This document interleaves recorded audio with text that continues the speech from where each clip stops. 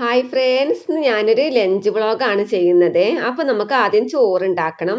അതിന് വേണ്ടി ഞാനൊരു കുടുക്കയിൽ വെള്ളം ഒഴിച്ചു കൊടുക്കുകയാണ്. ഇത് നമുക്ക് അടുപ്പത്ത് വെക്കാം കേട്ടോ. ശേഷം നമുക്ക് ഇനി കറി ഉണ്ടാക്കാൻ നോക്കണം. അതിന് വേണ്ടി ഞാൻ മോരില്ലാത്ത മോരും കറിയാണ് ഉണ്ടാക്കുന്നത് കേട്ടോ. അപ്പോൾ ഒരു ഇത്തിരി പുളി കൈകി എടുത്തിട്ടുണ്ട്. അതിലേക്ക് നമുക്ക് ഇത്തിരി വെള്ളം ഒഴിച്ചു കൊടുക്കാം. അപ്പോൾ നമ്മുടെ വെള്ളമൊക്കെ ചൂടായി വരുന്നുണ്ട്. അതിലേക്ക് ഞാൻ അരി കൈകി ഇട്ട് കൊടുക്കുന്നുണ്ട് കേട്ടോ. അപ്പോൾ ഞാൻ പിന്നെ വെള്ളം അധികം തിളക്കാനൊന്നും കാത്തിക്കാറില്ല കേട്ടോ. ഞാൻ അതിൻ്റെ കൂടെ തന്നെ വേഗം അരി അങ്ങ് ഇട്ട് കൊടുത്ത് നന്നായി തീ അങ്ങ് കത്തിച്ച് കൊടുക്കുകയാണ് ചെയ്യാറുള്ളത്.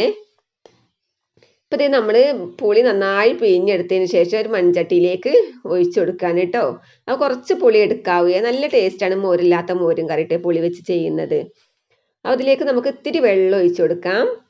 പിന്നെ നമുക്ക് ഒരു ടീസ്പൂൺ മഞ്ഞൾപ്പൊടിയും പിന്നെ എരിവിന് ആവശ്യത്തിനുള്ള പച്ചമുളക് ഇട്ട് കൊടുക്കുക കേട്ടോ. മുളക് പൊടി വേണ്ടവർക്ക് ഒരു നുള്ളി ഇട്ട് കൊടുക്കുക കേട്ടോ. അപ്പോൾ ഈ പച്ചമുളക് എരിവ് കുറവാണ്. അപ്പോൾ അതുകൊണ്ട് ഞാൻ 2 കാന്താരിമുളക് ഉണ്ട് ഇനി പഴുത്തത്, അത് അങ്ങ് ഇട്ട് കൊടുക്കുന്നുണ്ട് കേട്ടോ. നമുക്കിത് അടുപ്പത്ത് വെക്കാം. നമുക്ക് എന്തെങ്കിലും ഉപ്പേരി ഉണ്ടാക്കണം. അതിന് വേണ്ടി മുറ്റത്ത് ധാരാളം മെക്സിക്കൻ ചീര ഉണ്ടായിട്ടുണ്ട് കേട്ടോ. അപ്പോൾ അതിൻ്റെ തൂമ്പ് ഞാൻ ഒടിച്ചെടുക്കാൻ കേട്ടോ. അതിൻ്റെ തളിരിലയാണ് നമ്മൾ എടുക്കേണ്ടത്. അത് തണ്ടോടക്ക് അങ്ങ് ഒടിച്ചെടുത്താൽ മതി കേട്ടോ. നല്ല ടേസ്റ്റ് ഉള്ളൊരു ചീരയാണിത് കേട്ടോ. ഇതിൻ്റെ നല്ല ഔഷധ ഗുണങ്ങളുള്ളതാണ്. അപ്പോൾ ഇതിൻ്റെ ഒരു പാലുണ്ട് കണ്ടോ, ഈ കറ, ഇതൊരു കറയാണ് കേട്ടോ. നമ്മൾ പൂളല്ലേ, കപ്പ, ആ കപ്പയിൽ അടങ്ങിയിട്ടുള്ള കട്ട് ഇതിനുണ്ടെന്നാണ് പറയാറുള്ളത്. അപ്പം നിങ്ങൾക്ക് യൂട്യൂബിലൊക്കെ അടിച്ച് നോക്കിയാൽ അറിയാൻ പറ്റും. ഇതിന് ചായമനസ എന്ന പേരിൽ അറിയപ്പെടുന്നുണ്ട് കേട്ടോ ഈ ചീരയ്ക്ക്.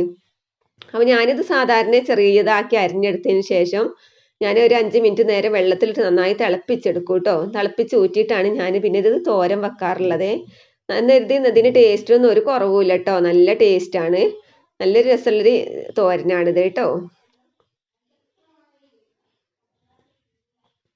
അപ്പോൾ ഞാനിത് തിളപ്പിച്ച് ഊറ്റിയിട്ടുണ്ട്. അപ്പോൾ ഞാൻ അരിപ്പയിലൊക്കെ ഒഴിച്ചു കൊടുക്കും. അവിടെ തന്നെ ഞാൻ ഈ പാത്രത്തിലേക്ക് ഇട്ട് കൊടുക്കും കേട്ടോ. അത് നമ്മൾ അധികം വാരാൻ നിൽക്കേണ്ട ഒരു ആവശ്യമൊന്നുമില്ല. എന്നാലും നമുക്ക് കുറച്ച് സമയം കൂടി വേവിച്ചെടുക്കാനുള്ളതാണ്.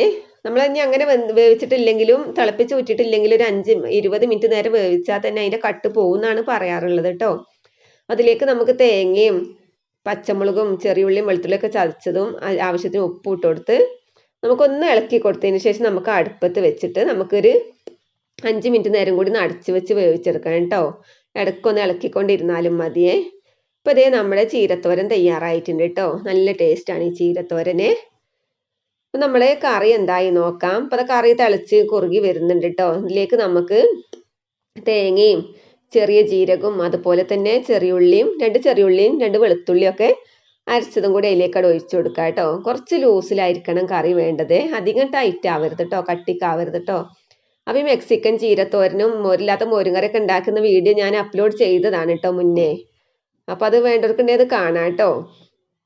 ഇനി നമുക്കിതിലേക്ക് ആവശ്യത്തിന് ഉപ്പ് ഇട്ട് കൊടുക്കാം. ഇത് നന്നായി തിളക്കട്ടെ കേട്ടോ. തിളച്ചതിന് ശേഷം നമുക്കിത് വറവിട്ട് ഇത് ഇറക്കി വെക്കാം കേട്ടോ.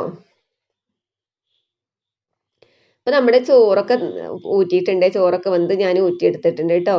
അപ്പോൾ അടുപ്പത്ത് തന്നെ ഞാൻ ചീനച്ചട്ടി വെച്ച് കൊടുത്തിട്ടുണ്ട്. അതിലേക്ക് നമുക്ക് ആവശ്യത്തിന് വെളിച്ചെണ്ണ ഒഴിച്ച് കറിവേപ്പിലയും കുരുമുളക് പൊടിയൊക്കെ ഇട്ടിട്ട് ബീഫ് അതിലേക്ക് ഇട്ട് കൊടുക്കണം കേട്ടോ. ബീഫ് വേവിച്ച് വെച്ച് ഫ്രിഡ്ജിൽ വെച്ചതായിരുന്നു കേട്ടോ, വേവിച്ചത്. അപ്പോൾ കുറച്ച് എടുത്ത് വെച്ചതായിരുന്നേ. അത് ഞാൻ ഇപ്പോൾ ഉണക്കിയെടുക്കാമെന്ന് കരുതി കേട്ടോ. അപ്പോൾ നമുക്ക് നന്നായിട്ട് ഉണക്കിയെടുക്കുകയും ചെയ്യാം. അപ്പം ഞാൻ പിന്നെ വീഡിയോ ചെയ്യുന്നതിൻ്റെ കൂടെ സൗണ്ട് കൊടുക്കുകയാണ് ചെയ്യാറുള്ളത് സാധാരണ കേട്ടോ. ഇപ്പോൾ ഇത് ആദ്യമായിട്ടാണ് ഇങ്ങനെ ഒരു വീഡിയോ ചെയ്യുന്നത്. വീഡിയോ ചെയ്ത് കഴിഞ്ഞതിന് ശേഷം സൗണ്ട് കൊടുക്കുന്നത്. അപ്പോൾ എന്തെങ്കിലും പോരായ്മ ഉണ്ടെങ്കിൽ നിങ്ങൾ ക്ഷമിക്കണം കേട്ടോ. അപ്പോൾ അതേ നമ്മുടെ മോരില്ലാത്ത മോരും കറിയും ഒക്കെ ഉപ്പേരിയും ബീഫ് ഉണക്കിയതൊക്കെ റെഡി ആയിട്ടുണ്ട് കേട്ടോ. നമുക്കിനി സെർവ് ചെയ്ത് കാണിക്കാം കേട്ടോ. ഞാനിത് ബീഫൊക്കെ ശരിക്കും ഉണങ്ങി കിട്ടിയിട്ടുണ്ട്. ഇപ്പോൾ ഇതേ നമ്മളിത് സെർവ് ചെയ്ത് വെച്ചിട്ടുണ്ട് കേട്ടോ. അപ്പോൾ എൻ്റെ വീഡിയോ ഇഷ്ടപ്പെട്ടാൽ നിങ്ങൾ ലൈക്ക് ചെയ്യുക, ഷെയർ ചെയ്യുക കേട്ടോ. നമുക്ക് മറ്റൊരു വീഡിയോയുമായി വീണ്ടും കാണാം. അതുവരേക്കും ബായ്, അസ്സലാമു അലൈക്കും.